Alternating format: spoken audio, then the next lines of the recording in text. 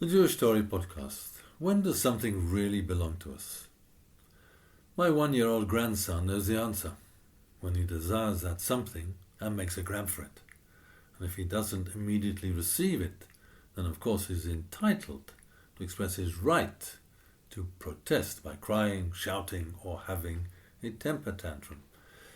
It is obvious to him that he has an inalienable right to receive it, and if he is denied his rights, he can of course always appeal to the European Court for Human Rights. So far so good. Now what happens if somebody gives me a gift? It could be a physical object or sum of money. We would naturally assume that once the gift has been given, it automatically becomes mine. And if that gift was something less tangible, say my life, what would we say? Well, of course, that would really depend on how one views a life. According to the Hasidic rabbi Mei Shiloach, Rabbi Mordechai Lena, there are no free gifts in this world. The essence of life is that it is not given to us for free, just because we happen to be born. The essence of life is that God gives us many tests during our life in order that we should work for and earn what has already been given to us, life. Rabbi Wallerstein, a Holocaust survivor, understood this very clearly. After the war, he moved to Canada, and for many years, until his 90s, he was a synagogue cantor on the high holidays. One year, a visiting rabbi was so impressed that a man of his age, 96, could pray so powerfully for so a lengthy time that he warmly commended him on his prayers. Rabbi Wallerstein told him that, like many other survivors after the Holocaust, he had to ask God why he had survived and others not. The answer he received came from within him. He said to God, "I will prove to you that you have made the right choice." Then he said to the rabbi, "Well, what do you say, Rabbi? Did God make the right choice or not?" Clearly, he had earned the right to survive. His life belonged to him.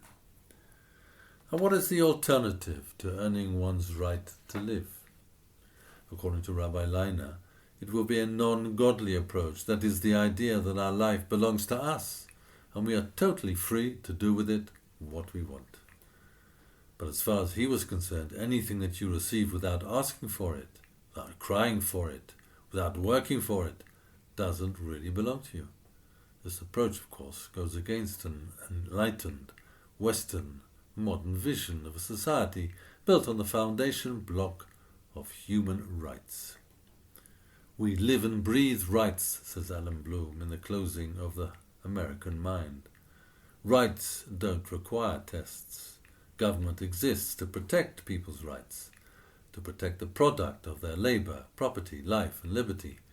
These products are enshrined in inalienable rights, natural rights, that belong to the individual, prior both in time and sanctity to any civil society. There's no question of being grateful to anyone or anything. There's no question of having to earn these rights. However, Viktor Frankl, Holocaust survivor and author of the best-selling Holocaust book, Man in Search of Meaning, understood that a society based only on rights is missing a crucial dimension. After he visited America, he noted that on the east coast of America there was a Statue of Liberty, which represented human rights. However, there was, in his opinion, a statue missing on the west coast, which represented the other side of the coin, a statue of duty, of obligations. What does it mean to be obligated to do something, as opposed to feeling entitled to receive something?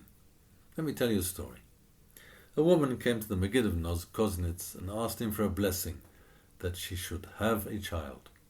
The Rebbe asked her what she was going to do about it. She didn't understand the question, so he told her the following story.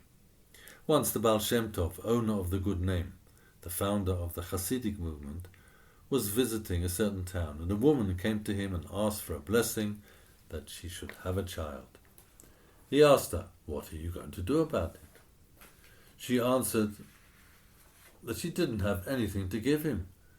But then, after a moment's thought, she said that she had a special shawl at home.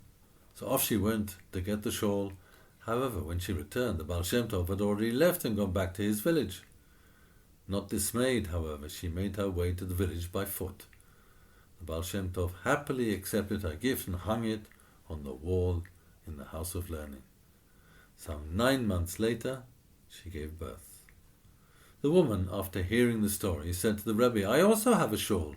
I will go and get it." The Rebbe replied, "But you have already heard the story." The Baal Shem Tov and the Maggid of Koznitz were making it clear that receiving a blessing is not a right. It requires an effort on your part. It is not free.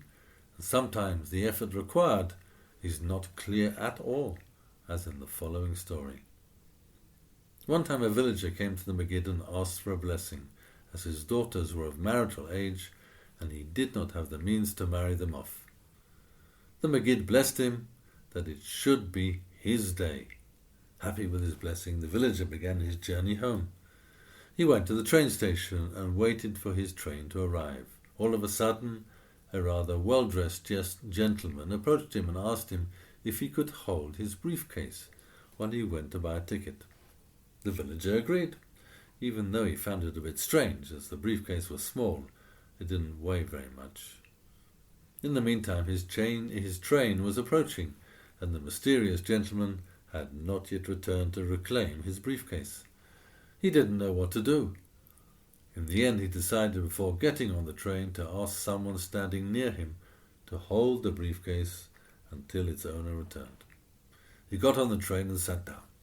The train continued its journey. Then he suddenly had a thought. Maybe that had been the Rebbe's intention. That being his day meant he should have kept the briefcase. He got off at the next station, ran back.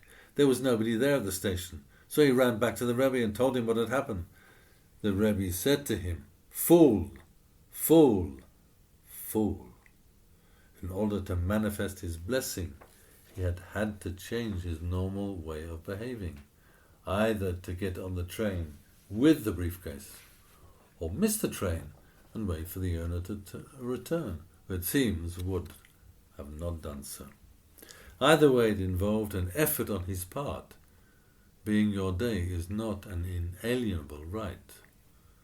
Everywhere you turn, whether relating to one's life and mission in life, whether relating to what we put in our mouths and sustains us, whether relating to the blessings we receive, and whether examining the events that happen to us in life, the Jewish approach teaches us that what we receive in this world is not a right, but an obligation, a summons.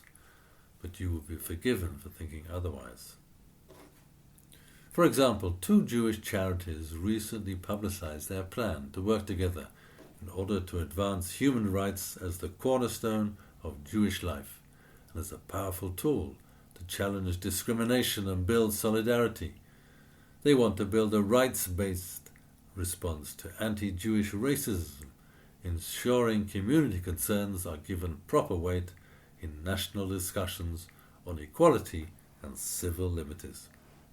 Understandably, in a human rights environment, one must know how to play the game in order to ensure that community concerns are taken care of. However, one mustn't lose sight of the essence of Jewish life, the cornerstone of which is not based on human rights, but on human obligations, as understood within the light of Torah and mitzvot, commandments. Only then can I make a claim to ownership. Indeed, sometimes others will decide for me if I am worthy of such ownership.